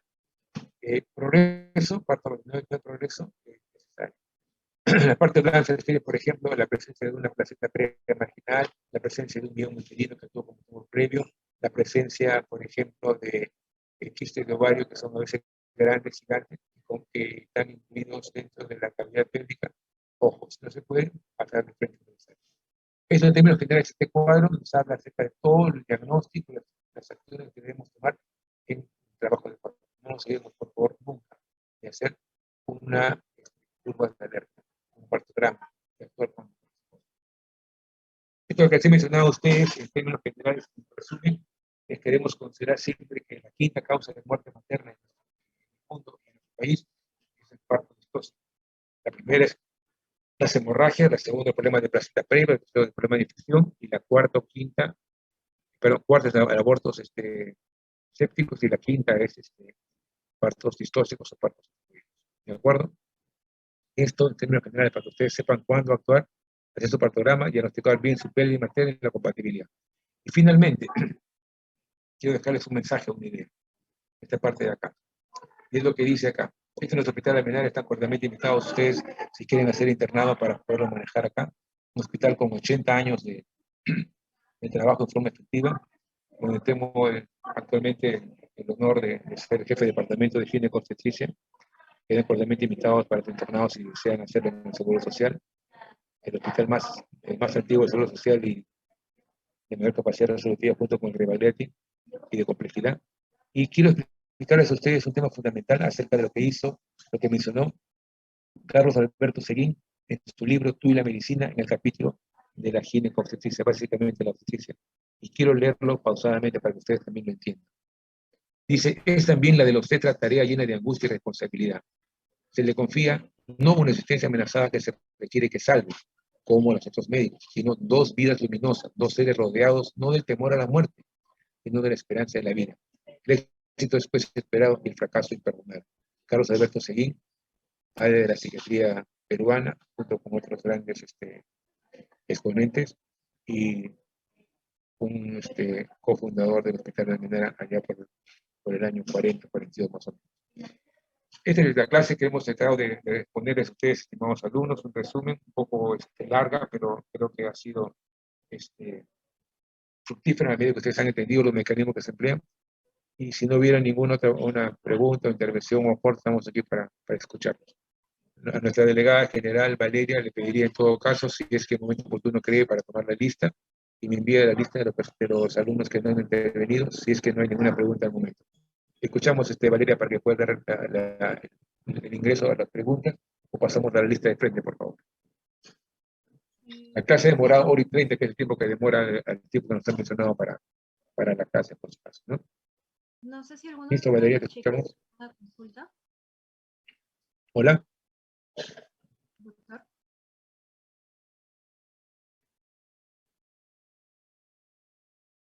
No. Doctor, nosotros ahorita ya nos hemos pasado un ¿Te poco escucho? del tiempo. La clase acababa a las 10, son 10:17, por lo que algunos chicos ya se fueron a sus seminarios o a sus prácticas respectivas. Ya, tienes seminario también, ¿no es cierto? Ya, correcto.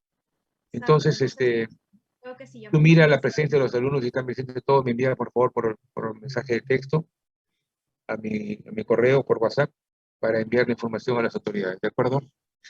Ok, entonces, de todas formas, faltan chicos, pero también asumo que es porque ya están en clase.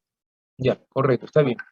Tenemos la actividad también a las 10 de la mañana, la actividad de hoy día de simulación estandarizada invertida. A mi grupo de trabajo, que conoce Helen, para comenzar 10:30 aproximadamente. Y si no hubiera ninguna pregunta, les agradezco por su atención. ¿Alguna pregunta aparte, Valeria? No, doctor, no veo preguntas en el chat. No Ya, sé si perfecto. Entonces quedamos en eso. Espero que sea fructífera la clase y que puedan haber comprendido lo que quería explicar. Muchas gracias por su atención, estimados alumnos. Estamos entonces para la siguiente clase que sobre infecciones en nosotros.